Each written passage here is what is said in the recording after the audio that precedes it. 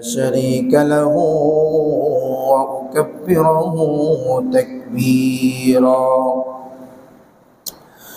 أما بعد فإن خير الحديث كتاب الله وخير الهدى وهدى محمد صلى الله عليه وسلم وشر الأمور محدثاتها وكل محدثة بدعة وكل بدعة ضلالة وكل ضلالة في النار. أعوذ بالله من الشيطان الرجيم.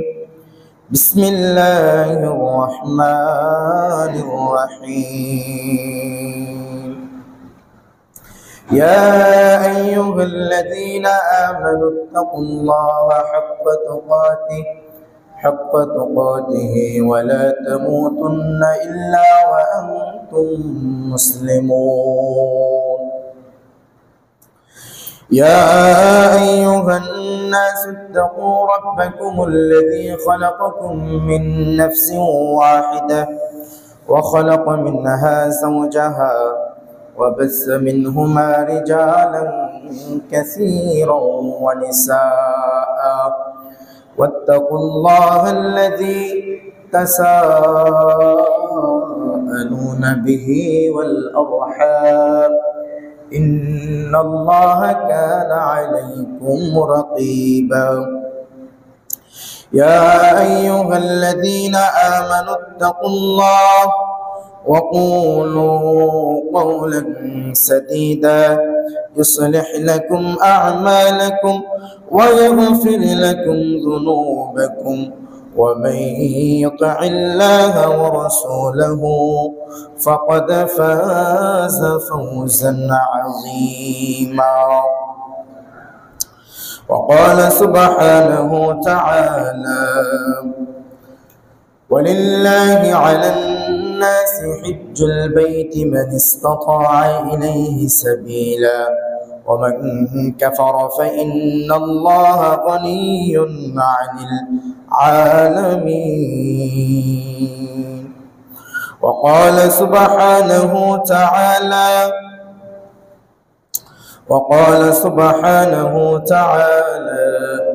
إن أول بيت وضع للناس للذي ببكة مباركا وهدى للعالمين فيه آيات بينات مقام إبراهيم ومن دخله كان آمنا ولله على الناس حج البيت من استطاع إليه سبيلا ومن كفر فإن الله غني عن العالمين. وعن أبي هريرة رضي الله عنه قال: قال رسول الله صلى الله عليه وسلم: بني الإسلام على 5: شهادة أن لا إله إلا الله وأن محمد رسول الله وإقام الصلاة وإيتاء الزكاة وأتم الحج وصيام رمضان أو كما قال عليه الصلاة والسلام. যাবতীয় প্রশংসা, হামদ, সানা, তারিফ, গুণগান মহান রব্বুল আলামিনের জন্য, যে মহান রব্বুল আলামিন আমাকে আপনাকে মেহেরবানি করে মসজিদে আসার তৌফিক দান করেছেন, সেজন্য মহান রব্বুল আলামিনের দরবারে শুকরিয়া আদায় করছি। সকলেই বলি আলহামদুলিল্লাহ। দরুদ ও সালাম বর্ষিত হোক পৃথিবীর সর্বকালের সর্বযুগের সর্বশ্রেষ্ঠ মহামানব, মানবতার মুক্তির দূত সৈয়দুল আম্বিয়া নবী মুহাম্মদুর রাসূলুল্লাহ সাল্লাল্লাহু আলাইহি ওয়াসাল্লামের উপর। আজকে আমরা ইসলামের অন্যতম স্তম্ভ হজ এর উপরে সংক্ষিপ্ত আলোচনা শুনবো ইনশাআল্লাহ। আমাদের সমাজে সালাতের উপরে যথেষ্ট আলোচনা হয়, সিয়ামের উপরে যথেষ্ট আলোচনা হয়, যাকাতের উপরে যথেষ্ট আলোচনা হয়, হজ্জের মাস আসলেও কিছুটা আলোচনা হয়। আজকে তারই ধারাবাহিকতায় আমরা হজ্জের উপরে, হজ্জের ইতিহাসের উপরে সংক্ষিপ্ত আলোচনা শোনার চেষ্টা করব ইনশাআল্লাহ। হজকে মহান রব্বুল আলামিন ইসলামের শিয়ার বলেছেন। আল্লাহ সুবহানাহু ওয়া তাআলা কুরআনুল কারীমে সূরা হজ্জের ৩২ নম্বর আয়াতে তিনি বলেন, ওয়ামান ইউআযযিম শাআইরাল্লাহ ফাইন্নাহা মিন তাকওয়াল কুলুব। আল্লাহ সুবহানাহু ওয়া তাআলা তিনি বলেন যে যারা আল্লাহর নিদর্শনের প্রতি শ্রদ্ধা জ্ঞাপন করে না, শ্রদ্ধা জ্ঞাপন করবে, তা তাদের হৃদয়ের পবিত্রতার কারণ হবে। যারা ইসলামের নিদর্শন যেগুলো আছে, যেমন দাড়ি একটা ইসলামের নিদর্শন, টুপি সুন্নাহ না তারপরেও ইসলামের নিদর্শন, তারপরে বোরখা ইসলামের নিদর্শন, টাকনার উপরে পোশাক পরা ইসলামের শিআর নিদর্শন, পাঞ্জাবি এগুলো ইসলামের নিদর্শন। হ্যাঁ, তো ইসলামের যে নিদর্শনগুলো আছে, শিআরগুলো আছে, আল্লাহ সুবহানাহু ওয়া তাআলা বলছেন এগুলোকে তোমরা শ্রদ্ধা করো, সম্মান করো। হজ এটা ইসলামের নিদর্শন, ইসলামের শিআর, এটাকে শ্রদ্ধা করো, সম্মান করো। মানে ইসলামের যে বাহ্যিক রূপগুলো আছে, যেগুলো দেখলে বোঝা যায় সে মুসলিম, এটা ইসলামের বিষয়। এই জাতীয় যত বিষয়গুলো আছে আল্লাহ বলছেন তোমরা এগুলোকে শ্রদ্ধা করো, সম্মান করো। যদি করো এতে তোমাদেরই লাভ। কেন? মিন ফাইন্নাহা মিন তাকওয়াল কুলুব, এটা তোমাদের অন্তরের পবিত্রতা নিয়ে আসবে, অন্তরের পবিত্রতা নিয়ে আসবে।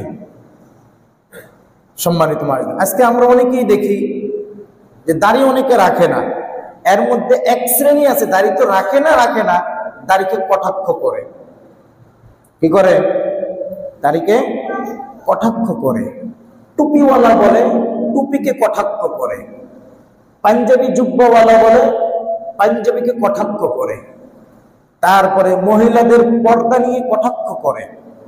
যারা ইসলামের শিআর নিয়ে নাওয়াকিদুল ঈমান 10, ঈমান ভঙ্গের 10টা অন্যতম কারণ আছে, ঈমান ভেঙে যায়, মানুষ কাফের হয়ে যায়। কি হয়ে যায়? কাফের হয়ে যায়। ওযু করলে ওযু ভাঙে না? ওযু ভাঙার কারণ কি কি? বায়ু বের হলে ওযু ভেঙে যায়, প্রস্রাব করলে ওযু ভেঙে যায়, টয়লেটে গেলে ওযু ভেঙে যায়, ঘুমালে ওযু ভেঙে যায়, বমি করলে ওযু ভেঙে যায়, তাই না? এগুলো ওযু ভঙ্গের কারণ না? ওযু ভেঙে যায়। অজ্ঞান হয়ে গেলে ওযু ভেঙে যায়, সেন্সলেস হয়ে গেলে ওযু ভেঙে যায়। আবার আমাদের দেশে ওযু ভঙ্গের একটা কারণ আছে, হাঁটুর উপরে কাপড় উঠলেও ওযু ভেঙে যায়। হাঁটুর উপরে কাপড় উঠলে ওযু ভাঙবে না। হাঁটুর উপরে কাপড় উঠলে ওযু ভাঙবে না, তবে গুনাহ হবে। কারণ পুরুষের সতর হচ্ছে নাভি থেকে হাঁটু পর্যন্ত। পুরুষের সতর কি? নাভি থেকে হাঁটু পর্যন্ত ঢেকে রাখা ফরজ। বলেন তো আবার, নাভি থেকে হাঁটু পর্যন্ত ঢেকে রাখা পুরুষের জন্য ফরজ। তো এই ফরজ তরক করলে কাবীরা গুনাহ হবে, ছোট গুনাহ না, সগীরা গুনাহ না। কি গুনাহ হবে?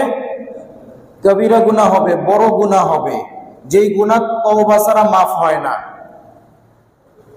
যেই গুনাহ তওবা ছাড়া মাফ হয় না। তবে ওযু ভাঙবে না।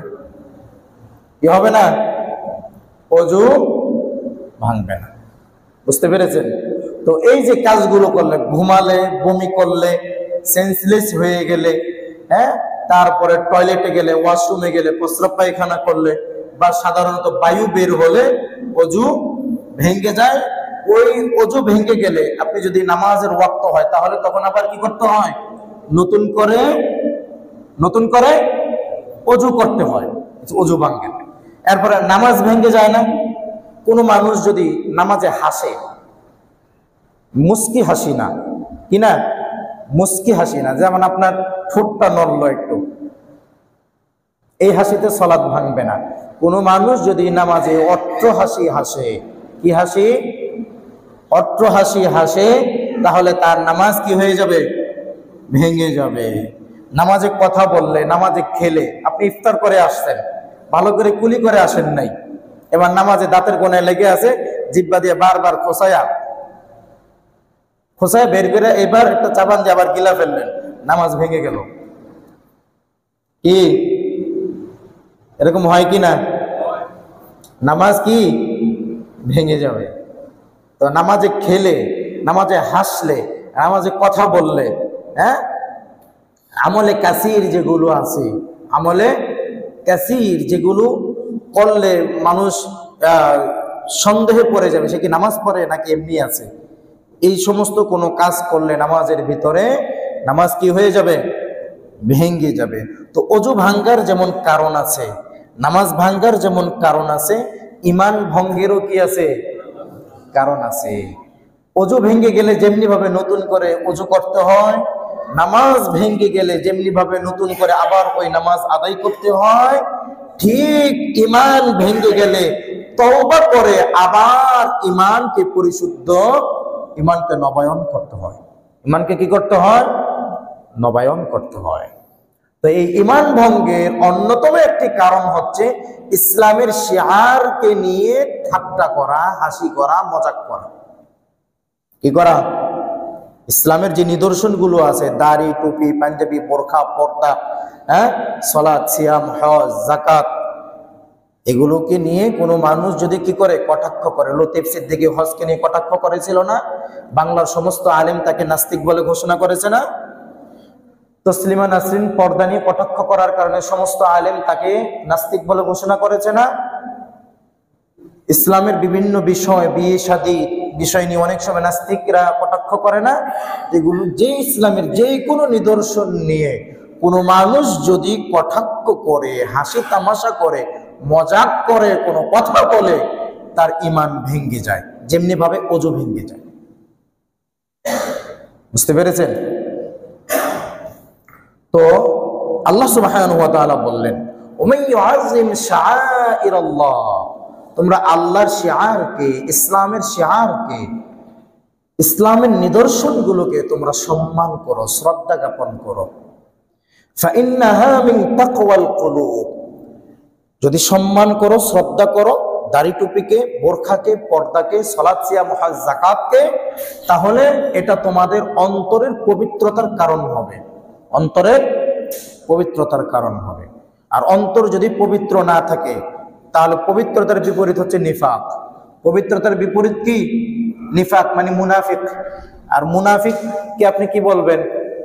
মানুষের মধ্যে কোরআন এবং সুন্নাহ আল্লাহ তাবারক ওয়া তাআলা যাদেরকে মানুষ বলে আমরা চিনি, দুইটা হাত, দুইটা পা, সামনে দুইটা চোখ, সামনে মুখ, সামনে নাক, সাইডে দুইটা কান, একটা উপরে মাথা, হ্যাঁ, যেটাকে আমরা মানুষ বলি। মানুষ কি? মানুষের আরবি ইনসান, বাশার, হ্যাঁ। তো যাকে আমরা মানুষ বলি, আল্লাহ তাবারক ওয়া তাআলা এই মানুষগুলোর মধ্যে থেকে সবচাইতে নিকৃষ্ট মানুষ বলেছেন মুনাফিকদেরকে। কাদেরকে? সবচেয়ে নিকৃষ্ট মানুষ কারা বলেন তো? মুনাফিকরা। বুঝতে পেরেছেন? এবং এতটাই নিকৃষ্ট আল্লাহ বলেছেন তাদেরকে জাহান্নামের সবচেয়ে নিকৃষ্ট জায়গায় পাঠাবো। তাহলে সবচেয়ে খারাপ না হলে কি সবচেয়ে নিকৃষ্ট জায়গায় পাঠানো হবে? হ্যাঁ, তার মানে সবচেয়ে নিকৃষ্ট বলে তাকে সবচাইতে নিকৃষ্ট জায়গায় পাঠানো হবে। ইন্নাল মুনাফিকিনা ফিদ দারকিল আসফালি মিনান নার। আসফালি মিনান নার, নার মানে জাহান্নাম, আগুন, আর আসফাল মানে একবারে নিকৃষ্ট জায়গা। আল্লাহ সুবহানাহু ওয়া তাআলা জাহান্নামের সবচেয়ে নিকৃষ্ট জায়গায় পাঠাবেন কাদেরকে? মুনাফিকদেরকে। তো যারা আল্লাহর নিদর্শনগুলোকে নিয়ে ঠাট্টা করে, মজাক করে, এরা হচ্ছে মুনাফিক। এরা কি? মুনাফিক। আল্লাহর কাছে এরা সবচাইতে ঘৃণিত পাত্র। এদের শাস্তিটা শুনেন। একটা মানুষ, তিন ধরনের মানুষকে ইসলাম মৃত্যুদণ্ড দিয়েছে। কয় ধরনের মানুষকে বলেন তো? কয় ধরনের মানুষকে ইসলাম মৃত্যুদণ্ড দিয়েছে? তিনটা অপরাধ করলে তাকে দুনিয়াতে মৃত্যুদণ্ড দিয়েছে ইসলাম। এক, যদি কোনো বিবাহিত নারী পুরুষ জিনা করে। কারা? বিবাহিত নারী পুরুষ জিনা করে, এদের পৃথিবীতে বাঁচার কোনো সুযোগ নাই। যারা ধর্ষণ করে এদের পৃথিবীতে বাঁচার কোনো দ্বিতীয় অপশন নাই, কোনোভাবে কোনো সুযোগ নাই। তারপরে যারা বলাৎকার করে এদের বাঁচার কোনো সুযোগ নেই, এদের একটাই শাস্তি, মৃত্যুদণ্ড। 2 নম্বর মৃত্যুদণ্ড প্রাপ্ত আসামি হচ্ছে ইসলামে, সেটা হচ্ছে মানুষ হত্যাকারী। সেটা কি? মানুষ হত্যা করে। কেউ যদি কোনো মানুষকে হত্যা করে তাকে কি করতে হবে? হত্যা করতে হবে। আল্লাহ বলেন কুতিবা আলাইকুম, আল্লাহ সুবহানাহু ওয়া তাআলা, ইয়া আইয়ুহাল্লাযীনা আমানু কুতিবা আলাইকুমুল কিসাসু ফিল কতলা আল হুররু বিল হুররি ওয়াল আবদু বিল আবদি ওয়াল উনসা বিল উনসা, যে তোমরা কিসাস করো, হত্যার বদলে হত্যা। নারী যদি নারীকে হত্যা করে তাহলে ওই নারীকে হত্যা করে ফেলতে হবে, পুরুষ যদি পুরুষকে হত্যা করে তাহলে ওই পুরুষকে হত্যা করতে ফেলতে হবে। মানে যে মানে সমান সমান হবে, বিচারটা কি হবে? সমান। কেউ যদি কারো 2 পা কেটে ফেলে, 2 হাত কেটে ফেলে, এরপরে গলা কাটে, তাহলে প্রতিপক্ষের বিচারটা ইসলাম ওইভাবেই করবে। তার আগে 2টা পা কাটবে, 2টা হাত কাটবে, এরপরে গলা কাটবে। মানে বিচারটা কি হবে? সময়টাকে কিসাস বলে। কি বলে? কিসাস বলে, কিসাস। আল্লাহ এইভাবেই বলেছেন, ইয়া আইয়ুহাল্লাযীনা আমানু কুতিবা আলাইকুমুল কিসাসু ফিল কতলা আল হুররু বিল হুরর ওয়াল আবদু বিল আবদ ওয়াল উনসা বিল উনসা। যেভাবে হত্যা করা হয় প্রতিপক্ষকে ওইভাবেই শাস্তি দিতে হবে। কেউ যদি তাকে ফাঁসিতে ঝুলিয়ে হত্যা করে তাহলে প্রতিপক্ষকে ফাঁসি দিয়ে ঝুলাতে হবে। কেউ যদি তাকে বিষ পান করে হত্যা করে তাহলে তাকেও বিষ পান করে হত্যা করতে হবে। কেউ যদি কাউকে পিটিয়ে পিটিয়ে হত্যা করে তাহলে প্রতিপক্ষকে পিটিয়ে পিটিয়েই হত্যা করতে হবে। এটাই ইসলাম বলছে। দিস ইজ ইসলাম। মানে বিচারটা কি হবে? সমান সমান হবে। এটাকে কিসাস বলে। তো 1 নাম্বার বিবাহিত নারী পুরুষ বা ধর্ষক, তারপরে হচ্ছে বলাৎকার যারা করে এদের শাস্তি হচ্ছে কি? মৃত্যুদণ্ড। 2 নাম্বার হচ্ছে কোন মানুষ যদি কোনো মানুষকে অন্যায়ভাবে হত্যা করে তার শাস্তিও মৃত্যুদণ্ড। 3 নাম্বার হচ্ছে কোন মানুষ যদি ইসলামকে নিয়ে ঠাট্টা করে, বিদ্রুপ করে, অথবা ইসলাম থেকে নিজেকে বের করে নিয়ে যায়, তার শাস্তিও, এই সমস্ত নাস্তিক এবং মুরতাদদের শাস্তিও হচ্ছে কি? মৃত্যুদণ্ড। যদিও পরের 2টা অপশন, হত্যার বদলে হত্যা এবং ইসলাম থেকে খারিজ হয়ে যাওয়া বা ইসলাম নিয়ে ঠাট্টা করা, এই 2 শ্রেণীর ব্যক্তির তওবা করার সুযোগ আছে। তওবা করলে তার বাঁচার কি আছে? সুযোগ আছে। কিন্তু প্রথম শ্রেণী যেটা, জিনা করলে, তাদের বাঁচার কোনো কি নাই? সুযোগ নাই। তাদের বাঁচার কোনো কি নাই? সুযোগ নাই। সম্মানিত মাজিদের মুসলিয়ানে কেরাম, তাহলে এবার আপনি বুঝেন ইসলামের শিআরকে আপনি সম্মান করবেন কিনা। 1 নাম্বার, যদি অসম্মান করেন আপনি কাফের হয়ে যাবেন, ঈমান ভেঙে যাবে।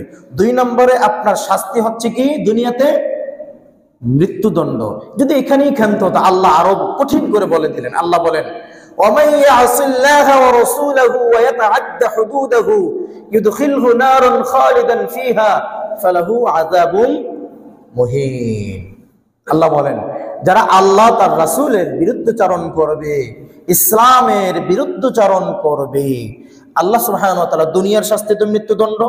এবার বলতেছেন ইউদখিলহু নারান খালিদান ফিহা, তাদেরকে জাহান্নামে, 1 নম্বর তাদেরকে জাহান্নামে পাঠানো হবে। 2 নম্বর খালিদান ফিহা, স্থায়ীভাবে তারা জাহান্নামে থাকবে। কিভাবে? স্থায়ীভাবে জাহান্নামে থাকবে।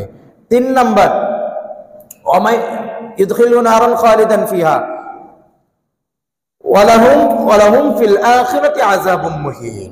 আল্লাহ সুবহানাহু ওয়া তাআলা তাদেরকে আখিরাতে অপমানিত করবেন, লাঞ্ছিত করবেন এবং লাঞ্ছিত করে কঠিন আযাবের মুখোমুখি করবেন, কঠিন আযাব দিবেন। বুঝতে পেরেছেন? তাহলে ইসলামের শিআর নিয়ে, ইসলামের নিদর্শন নিয়ে কটাক্ষ করার কোনো সুযোগ আছে? হ্যাঁ, সুযোগ আছে। ভুল করে যদি, বিশেষ করে দাড়ি নিয়ে কটাক্ষ করে মহিলারা, দাড়ি নিয়ে কটাক্ষ করে কারা? মহিলারা। অধিকাংশ মহিলারা দাড়ি নিয়ে কটাক্ষ করে। একটা ছেলে যুবক অবস্থায় দাড়ি কেন রাখতে পারে না? অন্য অনেক কারণ আছে। এর মধ্যে অন্যতম কারণ, দাড়ি রাখতে গেলে মেয়ে পছন্দ করে না। দাড়ি রেখে মেয়ে দেখতে গেলে কি করে না? পছন্দ করে না, ডিনাই করে, অপছন্দ করে। তো আল্লাহ নবী সাল্লাল্লাহু আলাইহি ওয়াসাল্লাম বলেছেন, তোমরা 4টা বিষয় দেখে, মানুষ 4টা বিষয় দেখে একটা নারীকে বিয়ে করে। 1 নম্বর তার সৌন্দর্য দেখে। সৌন্দর্য পাইয়া গেলে আর কিছুই লাগে না, সৌন্দর্য পাইয়া গেলে আর কিছু তাকায় না। সে আগে কয়টা প্রেম করছে এটারও খোঁজখবরও নেয় না, সে কই কই গিয়ে রাত কাটিয়ে আসছে এটারও খোঁজখবর নেয় না, সে বাড়িতে থেকে পড়াশোনা করেছে না হোস্টেলে থেকে পড়াশোনা করেছে এটারও খোঁজখবর নেয় না, কোনো খোঁজখবর নেয় না। আমরা সাদা তো মানে একবারে 100% পারফেক্ট। তো নবী সাল্লাল্লাহু আলাইহি ওয়াসাল্লাম বলেছেন মানুষ 4টা জিনিস দেখে নারীকে বিয়ে করে। আর 1 নাম্বার হচ্ছে তার সৌন্দর্য। 1 নাম্বার কি? সৌন্দর্য। হ্যাঁ, অনেক গুরুত্বপূর্ণ। কেননা আল্লাহ সুবহানাহু ওয়া তাআলা বলেছেন হুন্না লিবাসুল লাকুম ওয়া আনতুম লিবাসুল লাহুন্না। একটা নারী তোমার পোশাক স্বরূপ। আমি আমার পোশাকটাকে যতটা যত্ন করি, যতটা পছন্দ করি, শরীরে জড়িয়ে রাখি, মনে জড়িয়ে রাখি, আল্লাহ সুবহানাহু ওয়া তাআলা বলেছেন হুন্না লিবাসুল লাকুম ওয়া আনতুম লিবাসুল লাহুন্না। সে তোমার জন্য পোশাক, তুমিও তার জন্য পোশাক। সে তোমার পোশাক, তুমি তার পোশাক। মানে আল্লাহ সুবহানাহু ওয়া তাআলা স্বামী এবং স্ত্রীকে এক করে দেখেছেন। কি করে দেখেছেন? এক করে দেখেছেন। তো নারীকে বিয়ে করে সৌন্দর্য দেখি। 2 নাম্বার, বাপের কেমন টাকা পয়সা আছে, বাপের কেমন টাকা পয়সা আছে। টাকা পয়সা দেখে। জীবনে চলতে গেলে টাকা পয়সারও অনেক গুরুত্ব। শ্বশুরে যদি কোনোদিন মারা যায় তাহলে স্ত্রীরা মালিক হবে, আর স্ত্রী মালিক মানে স্বামী মালিক, স্ত্রী মালিক মানে স্বামী মালিক। এটা খুব গুরুত্ব দিয়ে দেখে। শ্বশুরের কেমন আছে না আছে খোঁজ খবর লাগায়। হ্যাঁ, বিভিন্ন জনের কাছ থেকে খবর নেয়। এ দেখে না আছে 5 তলা বাড়ি আছে, বেড়াই দে। কি আছে? বেড়াই দে, 5 তলা বাড়ি আছে, 3 তলা বাড়ি আছে। আর কিছু লাগে না, আর কিছু লাগে না। চরিত্র ভালো না খারাপ, এই বাপ মেয়ের বাপ মানুষের সাথে ঝগড়া করে না, সুন্দরভাবে সমাজে চলে, এটার খোঁজখবর নেয় না। মেয়ের মা ঠিকমতো পর্দা করে, এটার খোঁজখবর নেয় না। মেয়ের মা তার বাপের সাথে কেমন আচরণ করে, মেয়ের মা তার বাপের সাথে কেমন আচরণ করে এটার খোঁজখবর নেয় না। একটা মেয়ের স্বভাব চরিত্র কেমন, রাগিন বদমেজাজি না স্বাভাবিক, এটা বোঝার জন্য তার মা তার বাপের সাথে কেমন আচরণ করে এটা জানাটা জরুরি। কেননা মেয়েরা 100% মায়ের কাছ থেকে সব নেয়। কি নেয়? ওই মেয়ের মা তার বাপের সাথে যা করে এই মেয়েও তার স্বামীর সাথে তাই করবে। তো 1 নম্বর হচ্ছে সৌন্দর্য, 2 নম্বর হচ্ছে ধন সম্পদ, 3 নম্বরে মানুষ দেখে কোন বংশের, কোন বংশের এই মেয়েটা, কোন বংশের এটা দেখে। এটা খুব গুরুত্বপূর্ণ। আপনি যদি আতালের পাতালের ওটাই ঘাটের, হ্যাঁ, বস্তির বস্তির আগে আসছিল, ভিক্ষা করে খাইছে, এখন 5 তলায় থাকে বা বাড়ি করছে, এই হিসাব করে খালি বিয়ে করে ফেললেন, কিন্তু বুঝে নিয়েন এই আতালের পাতালের নারীর কিন্তু আপনাকে গোষ্ঠী উদ্ধার করে ছেড়ে দিব। সংসার নি করবে, খারাপ আছে, জীবনটা তেজপাতা বানিয়ে দিবে। তেজপাতা তো না, আরো পাতলা পাতা বাঁশ পাতা বানিয়ে দিবে জীবনকে। এজন্য নারীর বংশ খুব গুরুত্বপূর্ণ। বংশের কারণে মানুষের স্বভাব চরিত্র, সে বদমেজাজি না কোমল, এটা গুরুত্বপূর্ণ। বুঝতে পেরেছেন? খুব গুরুত্বপূর্ণ বংশটা, স্বভাব চরিত্র, আচার আচরণ, ঐতিহ্যগতভাবে স্বভাব চরিত্র যে আমাদের, এটা আমাদের বংশীয় ঐতিহ্য। মানুষের সাথে নরম করে কথা বলা, সুন্দর করে কথা বলা, আদব শিষ্টাচারিতা বজায় রাখা, এটা আমাদের বংশগত ঐতিহ্য। আর নবী সাল্লাল্লাহু আলাইহি ওয়াসাল্লাম বলেছে মানুষ এগুলো দেখে বিয়ে করে। কিন্তু আমি নবী বলেছি, হ্যাঁ, ফাসফার বিজাতিদ দ্বীন, আমি তোমাদেরকে বলছি প্রথম 3টা যদি হয় ভালো, কিন্তু যদি প্রথম 3টা নাও থাকে, শেষেরটা যদি থাকে, দিন থাকে, তাহলে 1 বাক্যে নিয়ে নাও। দিন থাকলে 1 বাক্যে নিয়ে নাও। তো এই যে দিনদারিতা থাকলে তুমি তাকে নিয়ে নাও। আপনি বিয়ের সময় গিয়ে মেয়ের মা তুমি কোরআন পড়তে পারো, হ্যাঁ সূরা ইখলাসটা পড়ো। আরে ভাই, হিন্দু যে ওষুধ বেচে হ্যাঁ সূরা ইখলাস কইতে পারবো, আর তো মুসলমান মেয়ে সূরা ইখলাস জিজ্ঞেসেন আপনি, বুঝতে পারেন নাই? যে বিধর্মী সেও সূরা ইখলাস কইতে পারবো, কালিমা কইতে পারবো, আজানটা কইতে পারবো। গেজিগান মা আজানটা পারো, সূরা ইখলাস পারো, কালিমাটা একটু বলো তো, চুলটা একটু দেখাও তো। আপনি কি তার চুল দেখার অধিকার রাখেন?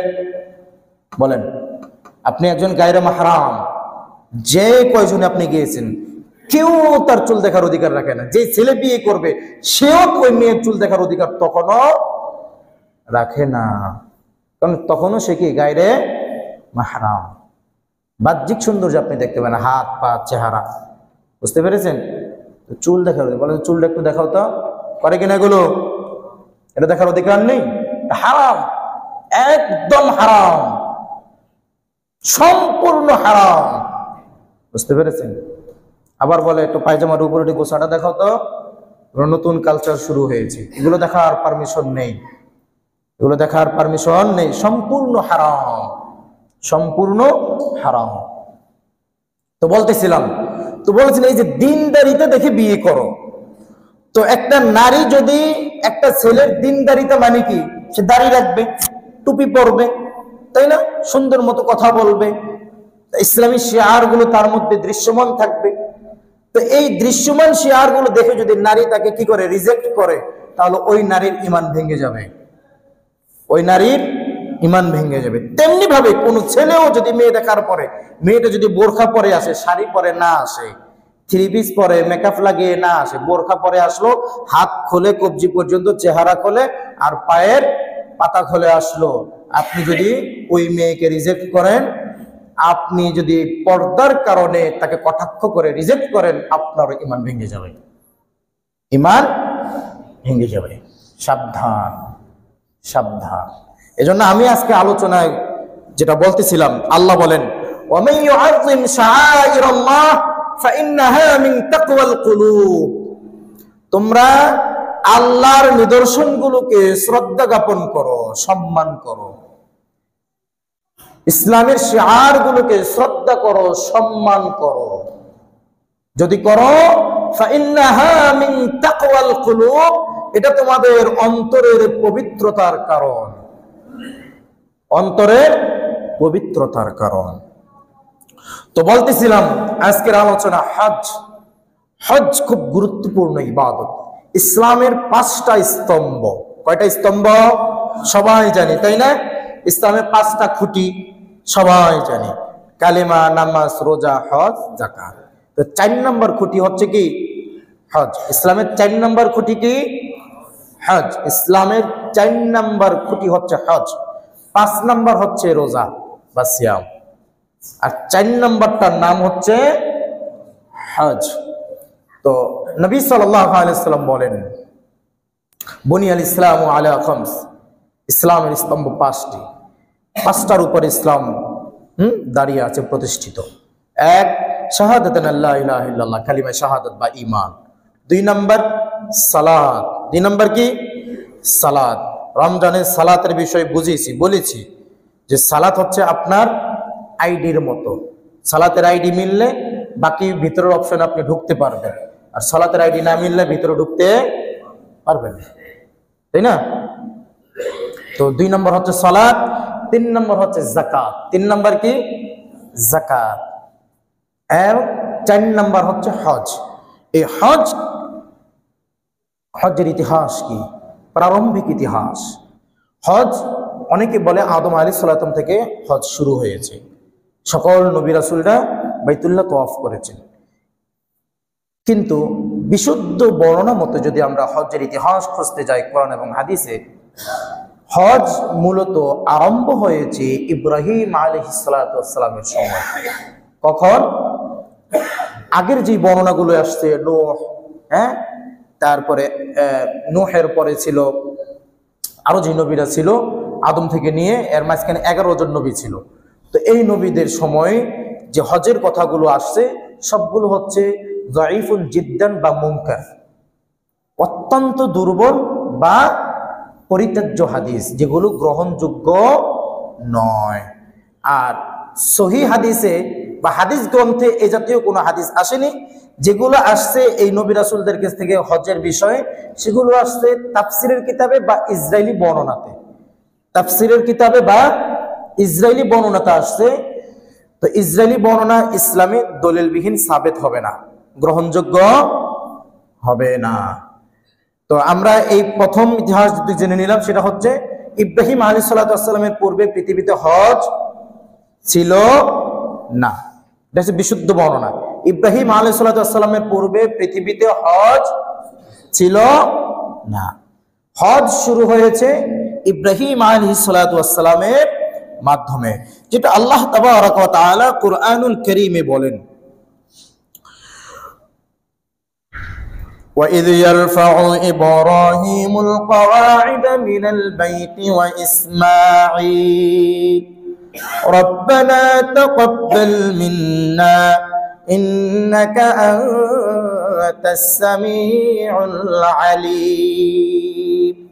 আল্লাহ বলেন, وَإِذْ يَرْفَعُ إِبْرَاهِيمُ الْقَوَاعِدَ مِنَ الْبَيْتِ وَإِسْمَاعِيلُ, যখন ইব্রাহিম এবং ইসমাঈল কাবার ভিত্তি উত্তোলন করেছিলেন, যখন কাবা ঘরের কাজ কি করেছেন, শেষ করেছেন, শেষ পর্যায়ে এখন দেখতেছেন চতুর্দিকটা সব ঠিক আছে নি, তখন আল্লাহ সুবহানাহু ওয়া তাআলার কাছে প্রার্থনা করলেন, ফরিয়াদ করলেন, দোয়া করলেন যে হে আল্লাহ, আমাদের পক্ষ থেকে আপনি তা কবুল করুন, আমাদের পক্ষ থেকে আপনি তা কবুল করুন। এই কথা যখন ইব্রাহিম আল্লাহ সুবহানাহু ওয়া তাআলাকে বললেন, আল্লাহ সুবহানাহু ওয়া তাআলা ইব্রাহিমকে আবার দোয়া শিখিয়ে দিলেন, আপনি আরো দোয়া করেন, আপনি আরো দোয়া করেন। রব্বানা ওয়াজআলনা মুসলিমাইনি লাকা উম্মাতাম মুসলিমাতাল লাক ওয়া আরিনা মানাসিকানা ওয়া তুব আলাইনা ইন্নাকা আনতাত তাওয়াবুর রহিম। আপনি পৃথিবীর মানুষদেরকে, উম্মাদেরকে, মুসলিমদেরকে কি করেন, এই ঘরের প্রতি আহ্বান করেন, কি করেন, আহ্বান করেন। মাত্র বাপ এবং পুত্র দুইজন মানুষ, কয়জন, ইব্রাহিম এবং ইসমাঈল, দুইজন মানুষ এই ঘর বানাইলো। এই ঘর বানান, এই পৃথিবীর সর্বপ্রথম ঘর, মানবের তৈরি, মানুষের তৈরি পৃথিবীর প্রথম ঘর হচ্ছে কি ইবাদতের জন্য যে ঘর, সেটা হচ্ছে বাইতুল্লাহ। আল্লাহ কোরআনুল কারীমে সূরা আলে ইমরানের 101 নম্বর আয়াতে বলেন, ইন্না আউওয়ালা বাইতিন ওয়াদিআ লিন-নাসি লাল্লাযী বিবাক্কাতা মুবারাকান ওয়া হুদাল লিল-আলামিন। মানুষের বানানো, ইন্না আউওয়ালা বাইতিন, অবশ্যই প্রথম বানানো ঘর হচ্ছে ওয়াদিআ লিন-নাস, মানুষ যেটা বানিয়েছে, হ্যাঁ, লাল্লাযী বিবাক্কাতা মুবারাকা, সেটা হচ্ছে ওই ঘর যাকে বাক্কা বলা হয়, মুবারক, বরকতপূর্ণ ঘর। কি ঘর? বরকতপূর্ণ ঘর। তাহলে কাবা ঘরটা হচ্ছে বরকতপূর্ণ ঘর। তারপরে আল্লাহ বলেন, ফীহি আয়াতুন বায়্যিনাতুম মাকামু ইব্রাহিম। আল্লাহ সুবহানাহু ওয়া তাআলা তার এই নিদর্শন, তার এই আয়াত, তার এই নিদর্শনকে পরবর্তী মানুষের জন্য কি করে দিলেন, উন্মুক্ত করে দিলেন। তারা এসে এই নিদর্শন দেখবে, মাকামে মাহমুদ দেখবে, হ্যাঁ, সেখানে মানুষ সালাত আদায় করবে, সেখানে মানুষ ইবাদত করবে, বন্দেগী করবে। সম্মানিত মাজিদে মুসল্লিন একরাম, এই যে হজ্জের সূচনা, তো ইব্রাহিম হজ্জের কথা বলতে গেলে আমাদের ইব্রাহিম আলাইহিস সালামের ঘটনা চলে আসে। ইব্রাহিম আলাইহিস সালামের তাওহীদের কথা আল্লাহ সুবহানাহু ওয়া তাআলা কোরআনুল কারীমে অনেক জায়গায় বলেছেন। তার মধ্যে উল্লেখযোগ্য একটা ঘটনা, আল্লাহ সুবহানাহু ওয়া তাআলার কাছে ইব্রাহিম আলাইহিস সালামের তাওহীদটা কেমন আল্লাহ তা তুলে ধরলেন। আল্লাহ বলেন, ওয়া ইয ক্বালা ইব্রাহিমু আযারু আতাত্তাখিযু আসনামান আলিহা ইন্নী আরাকা ওয়া কওমাকা ফী দালালিম মুবিন। আল্লাহ সুবহানাহু ওয়া তাআলা বলেন, স্মরণ করো যখন ইব্রাহিম তার পিতাকে বলেছিলেন, ইব্রাহিম তার পিতাকে বলেছিলেন, ওই ক্বালা ইব্রাহিম, যখন ইব্রাহিম বলেছিল লিআবিহি, তার পিতাকে, আযার, তার পিতা হচ্ছেন আযার, তার পিতা হচ্ছেন আযার, আতাত্তাখিযু আসনামান আলিহা, তুমি কি মূর্তিগুলোকে ইলাহা রূপে গ্রহণ করেছো? আমি দেখি তুমি এই মূর্তিগুলো বানাও, তুমি হচ্ছ তার স্রষ্টা। যে বানায় তাকে কারিগর বলে না, স্রষ্টা বলে না? তো তুমি মূর্তিগুলো বানাইলা, কিন্তু তুমি এই মূর্তি বানায়া আবার মূর্তিকে তুমি স্রষ্টা বানিয়ে দিলা, ইলাহা রূপে গ্রহণ করলা। এটা ইব্রাহিম তার পিতাকে প্রশ্ন করলেন যে তুমি কি, আপনি কি এই মূর্তিগুলোকে ইলাহা রূপে গ্রহণ করেছেন? ইন্নী আরাকা ওয়া কওমাকা ফী যালালিম মুবিন, নিশ্চয়ই আমি আপনাকে দেখছি যে আপনি গোমরাহিতে নিমজ্জিত, স্পষ্ট গোমরাহিতে নিমজ্জিত।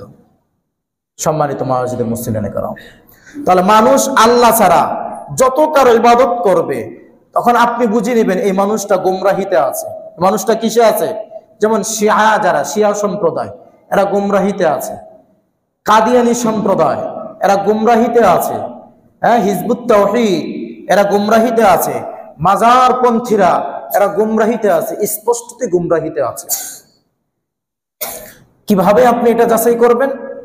মানুষের হক এবং বাতিলের পার্থক্য নির্ণয় করার জন্য কোরআন এবং সহিহ হাদিসের কষ্টি পাথর আপনাকে ইউজ করতে হবে। কি দিয়ে? কোরআন এবং সহিহ হাদিস দিয়ে আপনি এটা পার্থক্য নির্ণয় করতে পারবেন। কোরআন এবং সহিহ হাদিসের জ্ঞান আপনার মধ্যে যত আসবে, বাতিলের বিষয়টা আপনার কাছে ততটাই স্পষ্ট হয়ে যাবে। সম্মানিত মুআজ্জিদ মুসলিমিন کرام, তারপর ইব্রাহিম আলাইহিস সালাম আল্লাহ সুবহানাহু ওয়া তাআলাকে বললেন,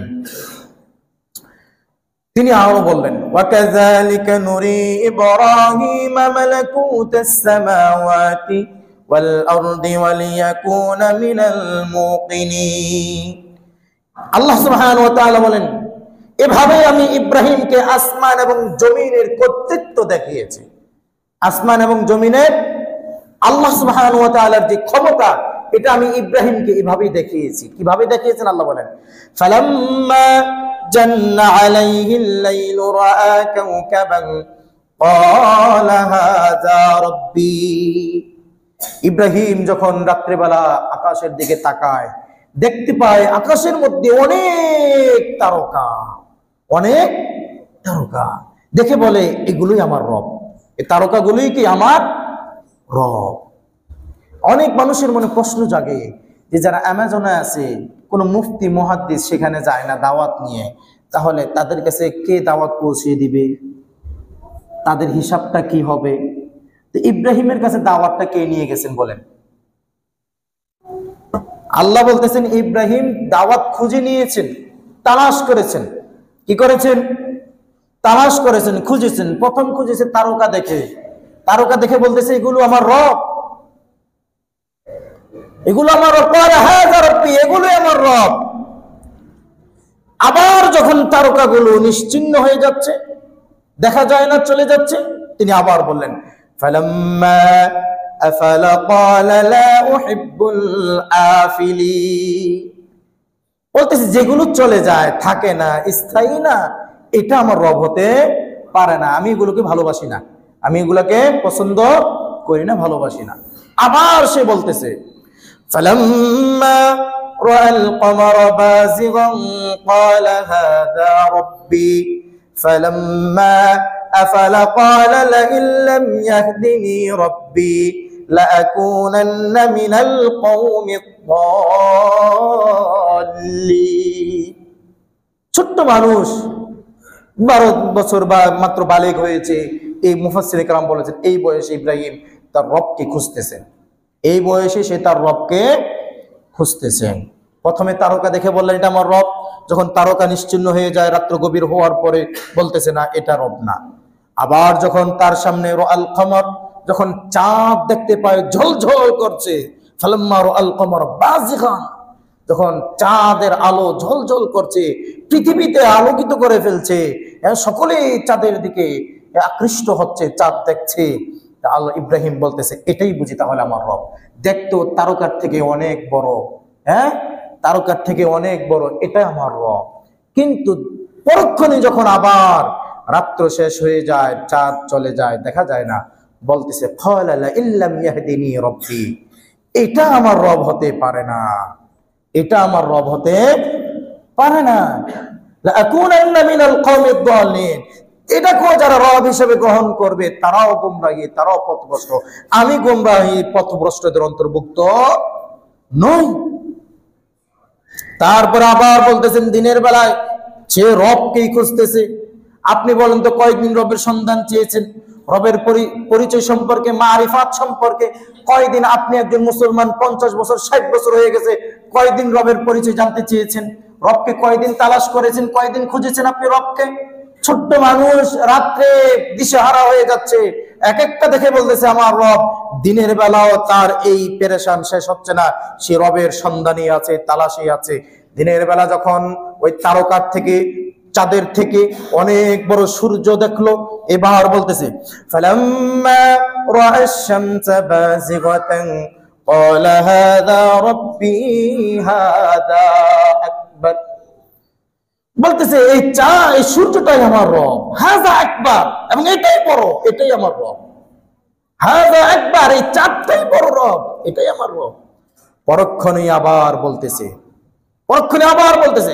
فلما أفلت قال يا قوم إني بريء مما تشركون। তারকাকে, চাঁদকে, সূর্যকে বা কোন সৃষ্ট বস্তুকে কোন মানুষ যদি রব হিসেবে গ্রহণ করে তারা হচ্ছে মুশরিক। তারা কি? মুশরিক। আর ইব্রাহিম বলতেছেন ইন্নী বারিউম মিম্মা তুশরিকুন, আমি মুশরিকদের অন্তর্ভুক্ত নই। মুস্তাল আল্লাহ ছাড়া কোন বস্তুকে, কোন বিষয়কে কোন মানুষ যদি একমাত্র সমাধান এর বিষয়বস্তু হিসেবে গ্রহণ করে সে হচ্ছে মুশরিক। সে কি শুধু ইবাদতের ক্ষেত্রে না, সর্বক্ষেত্রে, সর্বক্ষেত্রে, ভালোবাসার ক্ষেত্রে হতে পারে, ভালোবাসায় শিরিক হতে পারে, আনুগত্যে শিরিক হতে পারে। নেতার পাশে আসেন, নেতার পাশে, নেতাই যখন নামাজ পড়তেছে মানুষকে দেখানোর জন্য না কিসের জন্য জানি না, আপনি জীবনে নামাজ পড়েন, কিন্তু আপনিও তখন নামাজ পড়েন। এই যে আনুগত্যে শিরিক হয়, এইভাবে মহাব্বতে শিরিক হয়।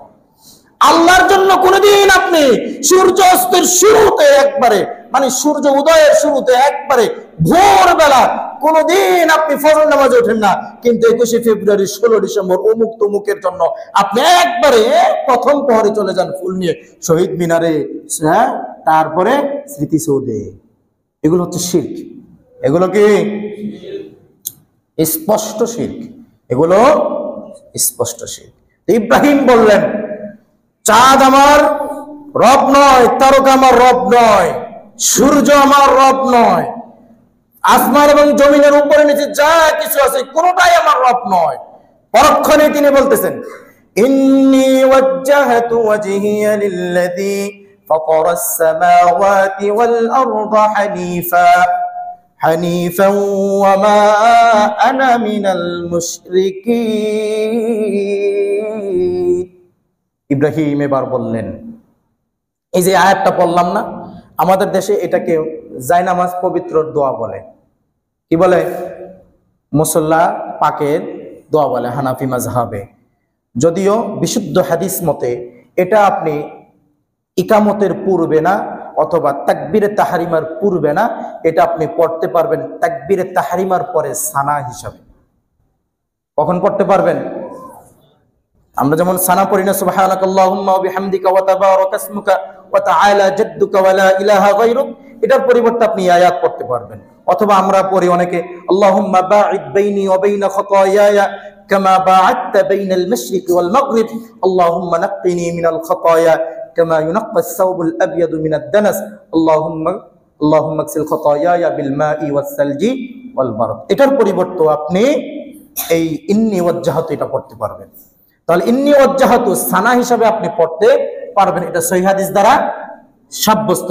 কিন্তু মুসল্লা পাকের দোয়া, জায়নামাজ পাকের দোয়া বলে, এই দোয়া যদি কেউ পড়ে তখন সেটা বিদআত হয়ে যাবে, তখন সেটা কি হয়ে যাবে? বিদআত হয়ে যাবে। এজন্য সাবধান। তো ইব্রাহিম এই আয়াতে কি বলতেছেন? ইন্নী ওয়াজ্জাহতু ওয়াজহিয়া লিল্লাযী ফাতারাস সামাওয়াতি ওয়াল আরদ, আমি আমার চেহারাকে রুজু করে নিচ্ছি, ঘুরিয়ে নিচ্ছি ওই আল্লাহর দিকে, সামাওয়াতি ওয়াল আরদ, যিনি আসমান এবং জমিনের চাঁদ, সূর্য, তারকা, নক্ষত্র, যে যা কিছু আছে সব কিছুর যিনি স্রষ্টা, তার দিকে আমি আমার চেহারাকে রুজু করে নিচ্ছি, ঘুরিয়ে নিচ্ছি। সুবহানাল্লাহি ওয়া বিহামদিহি। এইভাবে রবকে তালাশ করতে হবে, প্রকৃত রবের ইবাদত করতে হবে। আমাদের দেশে এই গরম বক্তব্য যতটা জনপ্রিয়, আকীদা মানহাজের ওয়াজ করলে মানুষ বেজার হয়ে যায়, মানুষ নিতে চায় না, কয় এগুলো কি কয়। কিন্তু ইসলামের সবচেয়ে গুরুত্বপূর্ণ হচ্ছে আকীদা মানহাজ। কি আকীদা মানহাজ সবচেয়ে গুরুত্বপূর্ণ। আপনি যদি আকীদা মানহাজকে গুরুত্ব না দেন, তাহলে শিয়া এবং আপনার মধ্যে কোনো পার্থক্য নাই, মাজার পূজারী এবং আপনার মধ্যে কোনো পার্থক্য নেই, কাদিয়ানি এবং আপনার মধ্যে কোনো পার্থক্য নেই। যত ভ্রান্ত দল আছে, খারেজি, মুরজিয়া, চিশতিয়া, নকশবন্দিয়া, সাবেরিয়া, যত দল আছে, দেওবন্দি, আটরশি, ফুলতলি, বেলতলি, যা আছে সব কিছুর মধ্যে আপনার মধ্যে কোনো পার্থক্য নাই, যদি বলেন আপনি আকীদা মানহাজের কোনো গুরুত্ব নেই। এজন্য ইসলামের সবচেয়ে গুরুত্বপূর্ণ, যুগ যুগ ধরে সালফে সালেহিন যে বিষয় সবচেয়ে মেহনত করেছেন তা হচ্ছে আকীদা মানহাজ। আর এই দেশে বিশুদ্ধ আকীদা এবং মানহাজের যারা দাওয়াতি কাজ করে তারা হচ্ছে সালাফি বা আহলুল হাদিস, সালাফি বা আহলুল হাদিস। কেননা তারা প্রত্যেকটা কাজ কোরআন এবং হাদিসের দলিলের ভিত্তিতে সম্পাদন করার চেষ্টা করে। কোরআন এবং সুন্নাহকে তারা অগ্রাধিকার দিয়ে থাকে, কোরআন এবং সুন্নাহকে তারা অগ্রাধিকার দিয়ে থাকে। সম্মানিত মসজিদের মুসল্লিয়ানে কেরাম, তো বলতেছিলাম, ইব্রাহিম বললেন, ইন্নী ওয়াজ্জাহতু ওয়াজহিয়া লিল্লাযী ফাতারাস সামাওয়াতি ওয়াল আরদ হানিফা, আমি আমার চেহারাকে আল্লাহর দিকে ঘুরিয়ে নিলাম, রুজু করে নিলাম, যিনি আসমান এবং জমিন এর মধ্যবর্তী যা কিছু আছে সব কিছুর স্রষ্টা।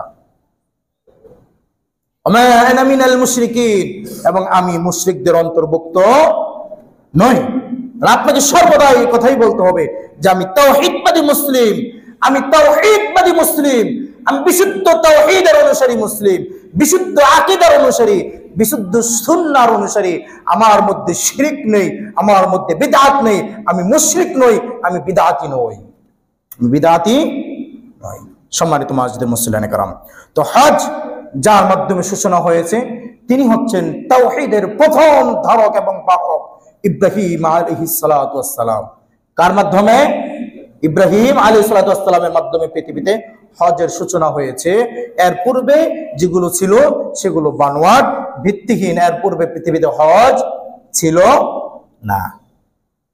ইব্রাহিম আলাইহিস সালাতু ওয়াস সালাম যে হজ মানুষের জন্য নিয়ে আসছেন, এই হজকে মুহাম্মদ রাসূলুল্লাহ, আল্লাহ সুবহানাহু ওয়া তাআলা বলেছেন হজ হচ্ছে ইসলামের শিআর, এটাকে সম্মান করতে হবে, শ্রদ্ধা করতে হবে। আর যারা শ্রদ্ধা করবে, সম্মান করবে, আল্লাহ সুবহানাহু ওয়া তাআলা বলেন ফাইন্নাহা মিন তাকওয়াল কুলুব, এটা তাদের অন্তরের পবিত্রতার কারণ হবে। তারপরে আল্লাহ সুবহানাহু ওয়া তাআলা বলেন হজ্জের ব্যাপারে, আল্লাহ বলেন ওয়ালিল্লাহি আলান নাসি হিজ্জুল বাইতি মান ইসতাতা ইলাইহি সাবিলা, কাদের উপরে হজ ফরজ? কাদের উপরে হজ ফরজ? হজ ফরজ আছে মান ইসতাতা ইলাইহি সাবিলা, পরিবারের 1.5 মাসের ভরণ পোষণ। কয় মাসের? 1.5 মাসের। এমনও অনেক মানুষ আমরা এখানে আছি না যে আজকে যদি কর্ম বন্ধ হয়ে যায়, উপার্জন বন্ধ হয়ে যায়, আগামী 5 বছর চলতে পারবো? আছি না? আজকে যদি উপার্জন বন্ধ হয়ে যায়, আগামী 2 বছর চলতে, 5 বছর বাদ 2 বছর চলতে পারবো, এরকম মানুষ আছি না? 2 বছর বাদ আগামী 1 বছর চলতে পারবো, কর্ম উপার্জন বন্ধ হয়ে গেলে, এরকম মানুষ আছি না? আছি কিনা?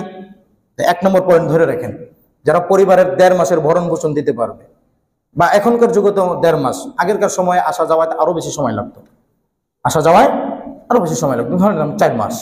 কয় মাস? 4 মাস বা 5 মাস। 5 মাসের ভরণ, পরিবারের ভরণ পোষণ 1 নাম্বার। 2 নাম্বার, এই যাতায়াতের পথে তার যে খরচ লাগবে, এই খরচ বহন করার সক্ষমতা। 2 নম্বর কি? যাতায়াতের খরচ বহনের সক্ষমতা যদি থাকে। 3 নাম্বার, সে নিজেও যে সেখানে গিয়ে এই যে কয়দিন থাকবে, এই কয়দিনের তার যে খরচ আছে ওই খরচ বহনের সক্ষমতা। 1 নম্বর পরিবারের খরচের সক্ষমতা, 2 নম্বর নিজের যাতায়াতের সক্ষমতা, 3 নম্বর সে যে সেখানে থাকবে সেই খরচ বহন করার সক্ষমতা। যার উপরে থাকবে তার উপরে হজ ফরজ। তার উপরে কি? হজ ফরজ। বলেন তো, বলেন তো। আমি চিনি, আমি জানি, যেহেতু 2 বছর হয়ে গেছে, অনেকের ব্যাপারে জানি, এখনো মানুষ হজে যায় না, এখনো মানুষ হজে যায় না। আপনার উপরে হজ ফরজ, আপনার উপরে হজ ফরজ। যদিও আমি অনেক জায়গায় আল্লাহ ঘোরার তৌফিক দিয়েছে, অন্যান্য জায়গার তুলনায় বেড়াইদের মানুষ হজ অনেক বেশি করেছে, মানে আনুপাতিক হারে, কিন্তু তারপরেও অনেক মানুষ এখনো রয়ে গেছে যাদের উপর হজ ফরজ, এখনো হজ করে না, এখনো হজ করে না। অনেকে বয়সের দোহাই দেয় যে এখনো তরুণ। পৃথিবীতে সবচাইতে বয়স নিয়ে যারা হজে যায় তারা হচ্ছে বাংলাদেশি। অন্যান্য দেশের মানুষ ম্যাক্সিমাম, আপনি হজের ভিডিওগুলো দেখেন না, কয়জন বৃদ্ধ পান? সব তরুণরা যায়। এটা তরুণদের ইবাদত। বয়স করে এত কঠিন পরিশ্রম, খুব কঠিন হয়ে যায় তাদের জন্য। খুব কঠিন হয়ে যায়। আপনার শরীরে শক্তি সামর্থ্য আছে, দৌড়াদৌড়ি করতে পারেন, হাঁটতে পারেন, উপরে উঠতে পারেন, নিচে নামতে পারেন, সব করতে পারেন, আপনার জন্য এটা ইজি, এটা আপনারই বদল। এজন্য আপনি বয়সের দোহাই দিয়ে হজকে বিলম্ব করবেন না। হ্যাঁ, পরিবারের রিজিকের দুশ্চিন্তা করে হজকে বিলম্ব করবেন না। আপনার পরিবার আপনার জাহান্নামে যাওয়ার কারণ হয়ে দাঁড়াবে, জাহান্নামে যাওয়ার কারণ হয়ে দাঁড়াবে। এগুলো যেন না হয়। আপনার পরকালের পথকে, রাস্তাকে আপনাকে মসৃণ করতে হবে। কি করতে হবে? সহজ করতে হবে, সুন্দর করতে হবে। এটা কেউ করে দিবে না, কেউ কারোটা করবে না। আল্লাহ বলেন, আল্লাহ তাজিরু ওয়াজিরাতু উযরা উখরা, যে একজনের বোঝা আরেকজনের উপরে চাপিয়ে দেওয়া হবে না। বাপ যদি সারা জীবন ঘুষের লেনদেন করে টাকা উপার্জন করে সন্তানের জন্য রেখে যায়, স্ত্রী সন্তানরা সে টাকা খায়, এটার জন্য স্ত্রী সন্তানদেরকে আল্লাহ কোনোদিন জিজ্ঞাসা করবেন না। কিন্তু যিনি উপার্জন করেছেন তার কিন্তু খবর আছে। আল্লাহ কথা বলেছেন, আল্লাহ তাজিরু ওয়াজিরাতু উযরা উখরা, একের বোঝা আরেকজনের উপরে চাপিয়ে দেওয়া হবে না। এজন্য আপনার পরকালের পথকে আপনার সুগম করতে হবে, কেউ করে দিবে না। সন্তানের কথা চিন্তা করে টাকা পয়সা ব্যাংকে রেখে দেবেন, হজে গেলেন না, গেলেন মারা, হবে না। এজন্য হজের বিষয়ে আজকে প্রথম কথা বলে শেষ করে দিলাম, সেটা হচ্ছে হজ তাদের উপরে ফরজ যারা পরিবারের ভরণ পোষণ, নিজের যাতায়াতের খরচ এবং নিজের প্রয়োজনীয় খরচ বহন করতে পারে। বর্তমান বাজারে যেটা হচ্ছে 5 থেকে 7 লাখ টাকা। কত? 5 থেকে 7 লাখ টাকা। আর পরিবারের ভরণ পোষণে ধরেন আরো 1.5-2 লাখ টাকা। তাহলে 10 লক্ষ টাকা, মিনিমাম 10 লক্ষ টাকা যার আছে তার উপরে হজ ফরজ। কত বলেন তো? 10 লাখ টাকা যার আছে তার উপরে হজ ফরজ। 10 লাখ টাকা যার উপরে আছে তার উপরে হজ ফরজ। আবারও বলছি, 10 লক্ষ টাকা যার কাছে আছে তার উপরে হজ ফরজ। আর নারী যদি 1000 কোটি টাকার মালিকও হয়, কিন্তু তার যদি মাহরাম পুরুষ না থাকে তার উপরে হজ ফরজ নয়। নারী হজে যেতে গেলে তার মাহরাম পুরুষ লাগে। মাহরাম পুরুষ মানে যে 12 জনের সাথে বিবাহ বন্ধনে, 14 জনের সাথে বিবাহ বন্ধনে আবদ্ধ হওয়া হারাম। ছেলে, এরপরে মেয়ের জামাই, হ্যাঁ, স্বামী, তারপরে বাপ, শ্বশুর, নানা, দাদা, আপন চাচা, আপন মামা, হ্যাঁ, এগুলো হচ্ছে কি মেয়ের ঘরের ছেলে, নাতি, এর জাতীয় যে 14 জন যারা আছে, যারা মাহরাম, যাদের সাথে বিবাহ বন্ধনে আবদ্ধ হওয়া হারাম, এই জাতীয় পুরুষ যদি কোনো নারীর না থাকে তাহলে ওই নারী হজে যেতে পারবে না। বুঝতে পেরেছেন? তো আজকে আমরা হজ কার উপরে ফরজ সংক্ষিপ্ত আকারে জানলাম। আল্লাহ সুবহানাহু ওয়া তাআলা আমাদেরকে আমল করার তৌফিক দান করুন। আমিন। ওয়া আখিরু দাওয়াহুম আলহামদুলিল্লাহি রাব্বিল আলামিন।